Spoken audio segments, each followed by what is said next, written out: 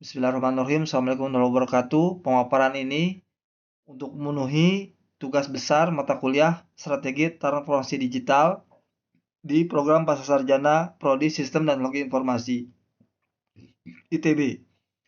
Disusun oleh Gumilar Satriawan bersama tim Jericho Halim dan Ahmad Naufal.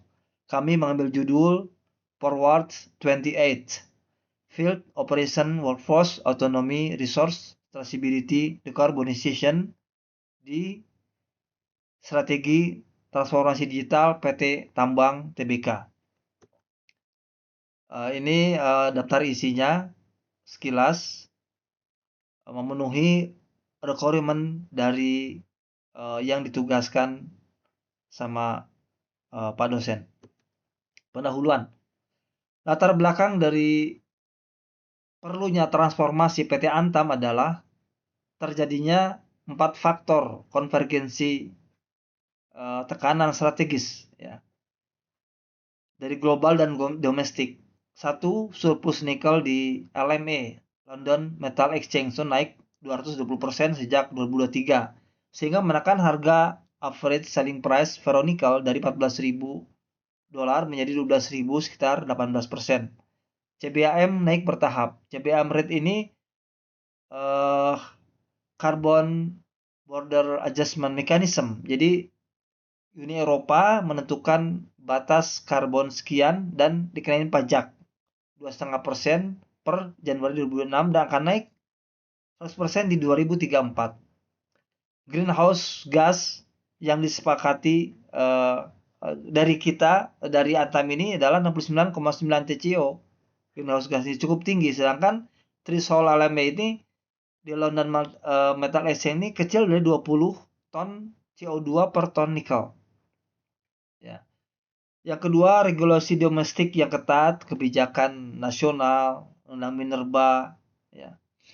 Penurunan RKAB 29%. Yang ketiga, terjadinya joint venture sekitar 33 miliar yang butuh digital foundation. Terus yang keempat ini faktornya adalah komputer sudah bergerak duluan. Mereka sudah menurunkan karbonnya yaitu 28,7 ya, sedangkan Antam ini 69. Jadi gapnya antara 2,4 kali dimensi dekarbonisasi. Ini rumus masalah ini ada di dokumen komprehensif 155 halaman yang kita upload di EduNext. Jadi di sini kita bahas karena waktunya terbatas. Antam berdiri sejak tahun 68 dalam, kalau nggak salah dulu Kementerian BUMN ya ada. Tapi sekarang ini di bawah Danantara, lalu Main ID sebagai holdingnya. Memiliki 17 aset tersebar di seluruh Indonesia. Ya. Dengan komoditas utama adalah nikel, emas, bauksit, alumina. Revenue terbesar di kuartal pertama 2026 ini sebesar 87,8 triliun dengan laba bersih 7,9 triliun. Antam ini juga sangat strategis ya untuk menambah devisa negara dari sektor tambang. Dia ekosistemnya adalah Inalum, Bukit Asam, Timah, Freeport, dan Inco. Ada satu lagi untuk rare earth yang dibentuk baru, Perminas namanya, perusahaan mineral nasional untuk menangani masalah rare earth. Dan antara holding operasional tertinggi. Dalam melakukan proses transformasi itu dalam buku Pak Arman, Strategi Transformasi Digital itu kita mensyaratkan baseline yang harus dilalui. Baseline ini adalah kondisi existing dari sebuah entitas untuk mengukur sejauh mana gap-gap yang ada ditinjau dari dua aspek, aspek eksternal dan internal. Eksternal ini dalam buku Pak Arman mensyaratkan menggunakan PESTEL. Political, Economic, Social, Teknologi, Environment, dan Legal. Maka akan muncul temuan-temuan analisis Pestel ini. Lanjut.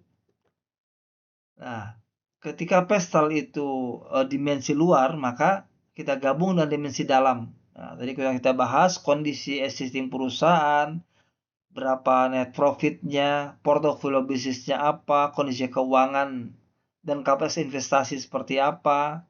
Eksternal juga sudah kita bahas tadi, political, undang-undang minerba, lalu SJ-nya, lalu ekonominya, legalnya, teknologi, sosialnya. Nah, sekarang di digital maturity-nya, baseline-nya, kematangannya seperti apa, kematangan digital awalnya, fragmentasi data seperti apa, operasi monitoring keselarasan, keselamatan, dan SG, ya, transformation risk baseline, dan bagaimana status quo ya terjadi di poin ke-10, sehingga membentuk 10 baseline diagnosis yang mengidentifikasi gap strategis, membentuk 6 pilar, 6 quick wins, dan 10 inisiatif nantinya. Pendekatan kerangka analisis, kita menggunakan 3 lensa komplementer, yaitu 3 framework. Ya. Dalam buku Pak Ari, kami diajarkan MIT, ya, McKinsey. Nah, WEF ini memang tidak ada karena ekosistemnya atau sektornya dia mining. Lalu kenapa harus 3 framework? Nah, dalam buku Denjim 78 dan Pattern, jadi multi lensa ini penting pertama untuk meminimalkan blind spot yang tak terhindarkan dari kerangka tunggal. Jadi karena banyak aspek, itu nggak mungkin kerangka tunggal bisa memenuhi berbagai temuan. Ya. B. Meningkatkan validitas temuan melalui cross validation. C. Mengcapture kompleksitas multidimensi dari fenomena yang dianalisis. Jadi data penelitian yang secara kualitatif ini yang bisa dipublikasi secara terverifikasi, kita bisa di website yang bersumber dari laporan tahunan Antam, laporan kebijakan keberlanjutan Antam 2025, laporan keuangan kuartal 1 2026, dan investor presentation semester pertama 25, dan batasan uplift indikatif berbasis benchmark PT Pale, BHP, dan Rio Tinto cukup memenuhi ya untuk diteliti dengan 3 lensa ya. MIT what, apa yang akan ditransform ya. McKinsey bagaimana mengeksekusi, apa, bagaimana mengeksekusi, lalu why it matter ya, mengapa ini penting, beyond enterprise, dampak ESG-nya, ekosistem industri miningnya, sustainability, dan regulasi global. Ini penting 3 aspek ini karena mining. Jadi WF ini lebih banyak ke ekosistem mining, industri mining. Kita bahas satu-satu MIT. MIT ini dalam buku Pak Ari ada 3 ya, versi Make AP. Ya, versi yang update adalah 2020, ada 5. Tambahan 2 yaitu employee experience dan teknologi. Tetapi yang core-nya itu sebenarnya 3 yang sangat bisa dibawa kemana-mana. Customer experience, operations, dan business model. Ya. Dari 5 dimensi ini yang membentuk 15 building blocks. Ya. Customer understanding, ya. Operation ada proses digitization, business model ada digital globalization, employee experience bagaimana talent dan skill, teknologi bagaimana Unified Data Platform, ya, itu dari MIT. Dan MIT ini kita jadikan sebagai major framework utama ya. MIT memiliki kedua digital transformation maturity quadrant ya, bisa diukur baseline dari Antam ya, ada low, ada high, ada memunculkan beginners, konservatif, profesionalitas, dan digirati. Nah, target nanti kita dikirati target forwards 28 ini. Lalu di konservatif ini sepertinya kita langsung dari beginners ke dikirati ya. McKinsey ini sama memiliki 5 dimensi ya, dari 15 building block. Strategi innovation, customer decision journey, process automation, organization, dan teknologi. 15 building block ini sepertinya ada irisan-irisan yang sama dengan MIT ya. Cuma MIT lebih ke dia konsep. Nah, McKinsey lebih ke eksekusi. Nah, karena eksekusi, McKinsey ini dia membentuk 4 level ya. Disebut diagram assessment matrix transformasi digital. 4 level ini L1-nya Venation ya, dia baru muncul, developing, berkembang, establish, transisi antara berkembang ke maju, dia advance, ya, sudah dikirati lah. Kalau dalam istilah MIT itu dikirati. Dia sudah benar-benar mature ya, dewasa. Sudah matang betul posisi digitalnya. Nah, sedangkan Antam ini posisinya masih nascent. Level 1 nascent ya. Framework yang ketiga adalah WEF, World Economic Forum Digital Transformation Initiative Mining and Metal Industry 2017. Dirancang untuk menjawab apa dampak transformasi digital terhadap industri, masyarakat, lingkungan, dan ekosistem global yang bukan hanya enterprise tunggal. Ada tim 1 Operation Transformation, tim 2 Workforce or Future, tim 3 Environment Sustainability, tim 4 New Business and Ecosystem Model. Jadi WF ini lebih banyak ke ekosistem industry mining ya, industry mining yang mengcapture LME, mengcapture GHG, dia mengcapture juga CBAM ya, sebagai pasar utama dari mining. WF dia membentuk 4 tim ya. Productivity, Workforce of Future ya, sama Environment, Sustainability, dan Safety. Nah, si kita ini Antam berada dalam posisi nascent. Urgensinya sangat tinggi karena dari sisi low karbonnya masih tinggi 69, yang diminta 20 ya. Dan banyak variabel lain. Sehingga perlu dengan kondisi nascent seperti ini, perlu untuk transformasi. WF dia memberikan 5 imperatif strategis, 5 kewajiban strategis untuk tambang konteks khusus Indonesia. 1. Menjaga kedaulatan keamanan data operasional. Ini penting. Data ini ya, sangat penting.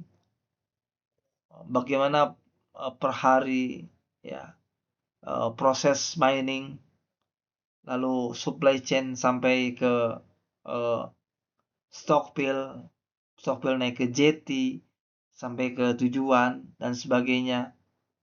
Ya, membangun transformasi tenaga yang inklusif, mengarahkan digitalisasi untuk mendukung hilirisasi, menjadikan ESG sustainability sebagai bagian inti SIM digital, mewujudkan teknologi member memberi manfaat bagi komunitas sekitar tambang dalam konteks Indonesia. Ya. Jadi berharap tidak terjadi lagi proses pongkor. Ya. Tidak terjadi lagi proses karbon yang tinggi sehingga kita mendapatkan harga yang murah di London Metal Exchange. Lalu ada pertanyaan, apa sih kontribusi ketiga framework terhadap proses transformasi ini? MIT ini tadi sudah kita bahas adalah bertanya, apa yang harus ditransformasikan? Lalu di mana posisi relatif terhadap peer kita? Bagaimana McKinsey ini memberikan kontribusi mengeksekusi transformasi, apa yang kapabilitas yang harus dibangun, how much target kematangan kuartal. WF paling banyak karena ekosistem industri pertambangan. Mengapa transformasi ini penting pada enterprise, ya, menembus enterprises, siapa yang terdampak, how much value, berapa value yang bisa diperoleh, lalu benchmark-nya apa ini sebetulnya, dan apa imperatif khusus konteks Indonesia, sudah tadi kita bahas ya, 5 imperatif. Nah, field yang keenam digunakan di bab ini adalah yang sudah dibahas secara komprehensif di laporan makalah kelompok. Conceptual scaffolding ini adalah tambahan dari sebuah konsep di mana kita dibentuk dari 3 kerangka, ya, kita sintesiskan 5 framework komplementer tersebut, nah, menjadi sebuah conceptual model forward 28 yang sudah ada diagram integrasinya dan ranah teknologi, pilar, 6 pilar, dan value driver. Apa tantangan yang dihadapi? Tantangan ini banyak. Ada 10 tantangan hasil dari kajian. Bahwa sebutan strategis menunjukkan bahwa transformasi digital Antam tidak dapat dipahami sebagai proyek teknologi semata. Tantangan yang dihadapi merupakan kombinasi antara tekanan eksternal, keterbatasan internal, kebutuhan instalasi data, kesiapan organisasi, tuntutan SG, keselamatan operasi, risiko value erosion. Dengan demikian, strategi forward ini yang sudah kita susun dalam bab 5 komprehensif strategi forward perlu dirumuskan sebagai respon terintegrasi terhadap tantangan baseline tersebut, bukan sebagai kumpulan inisiatif digital yang berdiri sendiri-sendiri, ya. Tantangan ini korporasi, kondisi existing, tekanan regulasi, portofolio bisnis, ya, sampai risiko gimana misalkan kalau tidak terjadi transformasi, ya. Value yang ingin dicapai dari proses transformasi ini adalah dibagi dalam 5 level, ya. Jadi infografik ini menunjukkan hubungan antara value yang ingin dicapai dan kondisi target forward 28. Target transformasi ini tidak hanya berupa peningkatan EBITDA, tetapi juga tercapainya operational excellence, end-to-end traceability, low carbon nickel, supply chain resilience, dan premium market access sebagai kondisi strategis yang ingin diwujudkan pada horizon 2008. Ya, kita menargetkan value uplift 2029, yaitu setelah proses transformasi forward 28 ini, uplift 1,2 sampai 2 triliun per tahun. Nah, ya, jadi uplift ini targetnya kita tingkatkan dari tadi 7,2 triliun per tahun, gross profit menjadi 9 triliun per tahun. Ya. Lalu apa pencapaian target, ya, dari transformasi ini? Secara 3 lensa, nah, untuk menjawab requirement kondisi target ini kami menggunakan tabel target state kuartal 2 2008. Jadi setelah selesainya transformasi ini, tabel yang menunjukkan kondisi to be Antam, ya, dari setelah forward 28 mulai dari B2B, Stability Dashboard, IMOG, Predictive Maintenance, Unifield, Data Platform, Integrasi, OT, SCADA, CDTO, Digital Champion, Wearable Safety, GHG Monitoring, sampai data sharing dengan mitra joint venture. Jadi MIT secara 5 lensa, McKinsey 5 lensa, WF juga ada 4 tim, ya. Sehingga Antam levelnya naik, Established Digital Mining Company. Nah, sekarang kita bicara strateginya apa dalam melakukan forward 28. Forward ini adalah field operation, operational resilience, workforce, autonomy, resource stability, decarbonization, ya. Terbagi dalam 7 layer. Layer kelima itu membentuk sebuah forward. Layer keenam value drivers, stakeholder outcome, ya. Ini sudah sebagian kita bahas di pembahasan sebelumnya. Lalu membentuk 6 pilar ya. Pilar forward tadi, operasinya seperti apa ya. Mining 4, automation, terus sehingga pada ujungnya adalah mewujudkan operasi tambang yang aman, efisien, tangguh, mandiri, transparan, dan rendah karbon, menciptakan nilai keberlanjutan bagi perusahaan, pemangku kepentingan, dan ekosistem industri. Quick wins, kita ada 6 quick wins yang jadi portofolio quick win ini adalah inisiatif inti pada strategi transformasi digital, di mana menjelaskan apa yang harus dilakukan dalam Forward 20 Selanjutnya menerjemahkan portofolio tersebut ke dalam roadmap implementasi 18 bulan yang menjelaskan kapan dan urutan apa dan tata kelola seperti apa inisiatif tersebut dijalankan. Outputnya terukur. Misalkan quick wins yang kelima ya. Setelah dibentuknya DESI oleh Presiden Prabowo, maka tentu tersentralisasi seharusnya data-data setiap BUMN dan ternyata Antam ini ke DSI, sehingga yang asalnya manual ya menjadi zero manual entry untuk pelaporan compliance tanpa sanksi administrasi, jadi berjalan lancar. Ini salah satu contoh quick wins. Yang lainnya kita punya dashboard ya. Dashboard ini untuk mengukur berapa GHG CBAM sebelum pemberangkatan ya. Bahkan sebelum ke JT ya, masih di Stockville. 10 inisiatif ini mendetailkan semua membentuk sebuah zero unified data platform, yaitu sebuah single truth yang menghubungkan 22 aplikasi existing ya, fondasi data seluruh inisiatif Forward 28 sehingga terintegrasi.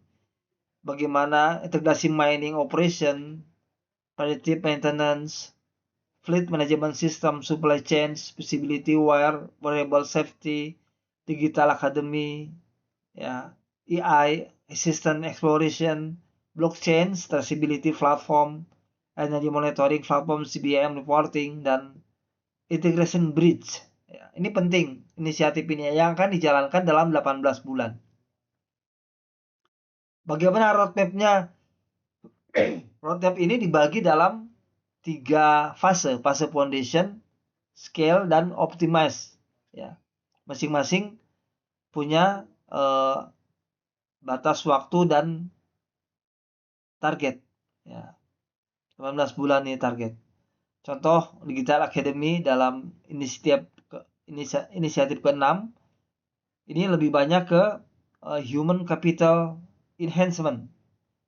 Ya, terjadi secara simultan 18 bulan tanpa henti, berbarengan dengan yang lain. Tentu dibutuhkan tim ya, di sini tim yang benar-benar solid. Milestone juga ada ya. Sehingga milestone-nya P3 ini adalah akhir fase proses Forward 28. Tentu kami di STI diajarkan apapun proses yang terjadi dalam sebuah entitas akan terjadi resiko, risk appetite ya. Ketika Forward 28 dijalankan, ada risiko-risiko yang akan ditanggung ya, yang tentu terukur. Ada risk threshold yang terukur, diantaranya UDP ini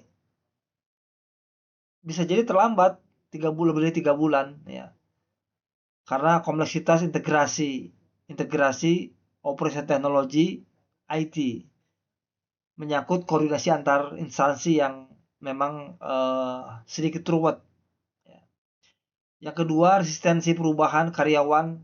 Jadi sistem baru pada karyawan yang telah menjalankan sistem lama tidak mudah untuk beradaptasi. Cukup perlu waktu ya. CDTO yang tidak ada, CDTO tidak berhasil dibentuk karena perlu persetujuan selain BOD, BOC harus rapat. Anggaran juga harus disiapkan. Lalu insiden ketiga fatal, yang insiden ketiga ini yang bahaya, yang terus menghantui, ya. Tentu akan dapat diantisipasi dengan compliance, dengan disiplin yang baik, ya. Risiko terakhir adalah Forward 28 dianggap selesai, padahal transformasi harusnya terus berlanjut, karena Pak Arman itu menyebutkan di strategi transformasi digital bahwa transformasi ini sifatnya harus permanen, ya, tidak temporer, tidak okasional pada saat waktu luang saja, tapi permanen. Kesimpulan, ini adalah rumusan masalah yang sudah terjawab, detailnya ada di comprehensive report, kita upload di Edunext. Kesimpulan selanjutnya adalah bahwa Antam ini berada pada situasi paradoks, di mana finansial Antam ini titik terkuat, namun secara digital justru paling tertinggal tadi adanya di nation, ya, di level 1 beginners, ya. Di semua 6 pilar transformasi. Temuan peneliti ini penting bahwa Antam perlu bertransformasi, dan transformasi digital itu sebuah syarat bagi sebuah keberhasilan agenda hilirisasi sebagai program pemerintah dengan 3,3 miliar dolar investasi digital foundation. Lalu jendela 8 ini tidak ditentukan oleh program itu sendiri, tapi oleh jadwal commercial operation date pabrik-pabrik tersebut. Forward 28 menjawab tekanan ini melalui 6 pilar yang diskusi dalam roadmap 3 fase dikendalikan oleh struktur PMO. Nanti kita ada di lampiran rekomendasi 3 lapis. Program ini sengaja dirancang sebagai fase fondasi dari transformasi permanen, bukan proyek teknologi sekali jadi. Jadi sifatnya continuous. Target konkretnya deposit beginners menjadi Girati lower band pada 2008. Menjadikan Antam presiden mineral strategis yang traceable dan certified low carbon pertama di kelasnya Indonesia. Traceable ini adalah jejak pada saat pertama mining hulu sampai ke hilir bisa ditrace. Jejak karbonnya bagaimana, penanganannya, ya, proses limbahnya itu bisa ditrace, dilacak.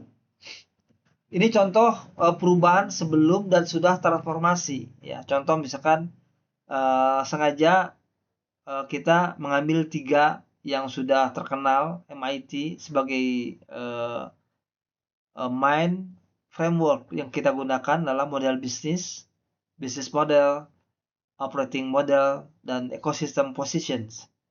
Jadi 3, misalkan price taker, Antam menjual ferronikel, biji nikel ini dari emas batangan pada harga pasar tanpa premium diferensiasi, mengingat masih terpapar volatilitas LME yang masih tinggi.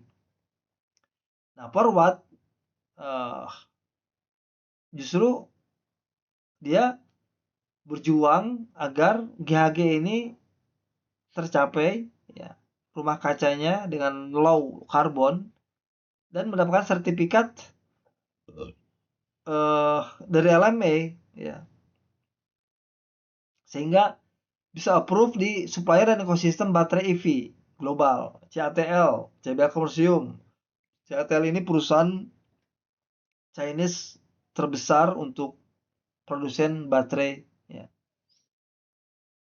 Lalu posisi ekosistem global, ya. Untuk ekosistem position dia sama, pada ujungnya adalah perlunya penurunan efek rumah kaca. Lampiran ini 8 rekomendasi, kita ada rekomendasi untuk Antam dan rekomendasi untuk pemerintah, ya. Ada detailnya di komprehensif laporan. Ini tadi yang saya sebut 3 layer PMO dengan komisaris dan BOD, taktis di level eksekutor, VP biasanya, senior manager, lapis, stream di lapangan, ya. Demikian pemaparan tugas besar mata kuliah strategi transformasi digital di Prodi Sistem Teknologi Informasi Stay ITB tahun ajaran 2526. Terima kasih. Wallahu muwaffiq ila aqwamit thoriq. Billahi taufiq wal hidayah. Wassalamualaikum warahmatullahi wabarakatuh.